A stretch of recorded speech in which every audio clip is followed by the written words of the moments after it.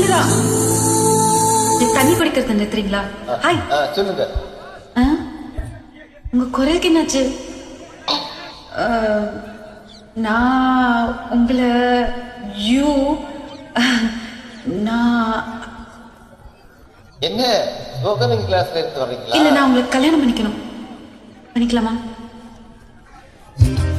எப்போ அது இந்த ஐடியா? இன்னைக்கு காலையில 8:40. என் ஃப்ரெண்டோட ரிசப்ஷன். காலேஜ்லயே அழகான பொண்ணு அவதான். அவ கல்யாணம் பண்ணிக்க போறவ நல்லாவே இல்ல. என்ன அவளை கேட்டேன், அவதான் இந்த மாதிரின்னு அட்வைஸ் பண்ண. அப்புறம் ஃப்ரெண்ட்ஸ்லாம் கூட என்கரேஜ் பண்ணினாங்க. ஆனா நமக்குள்ள ஆரம்பத்துல இருந்தே மேட்ச் ஆகலீங்க. முதல்ல நான் வேணாம்னு, அப்புறம் நீங்க வேணாம்னீங்க, இப்ப வேணும்னீங்க. வேணும் தானே சொல்றேன். ஆமா, பட் நம்மள டேஸ்ட் கொடுத்துறணுமே. நீங்க ஸ்மோக் பண்ணுவீங்களா? தம்மு தம்மு தம்மு. சிச்சி, பொண்ணுக்கு போய் எப்படி தம்மெல்லாம் அடிக்க முடியும்? பாக்ஸிங்ல அதெல்லாம் அலப்டே இல்ல. பாத்தீங்களா, எனக்கு ஸ்மோக் பண்ண பிடிக்கும். அடிச்சதே இல்லைன்னு சொல்ல முடியாது. கேர்ள்ஸ் பார்ட்டி, நியூ இயர் அடிச்சிருக்கேன்.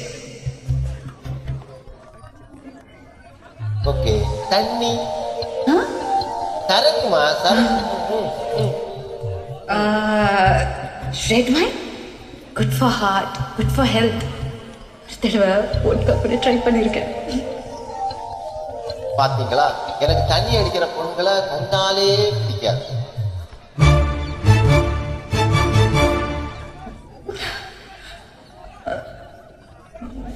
இல்ல, நீங்க வேணும்னே சொல்றீங்க.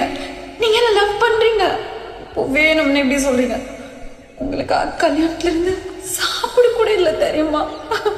ப்ளீஸ் ப்ளீஸ் ப்ளீஸ், இப்ப வேணாலும் கல்யாணம் பண்ணிக்கிறேன். நான் சும்மா சொல்றேன்.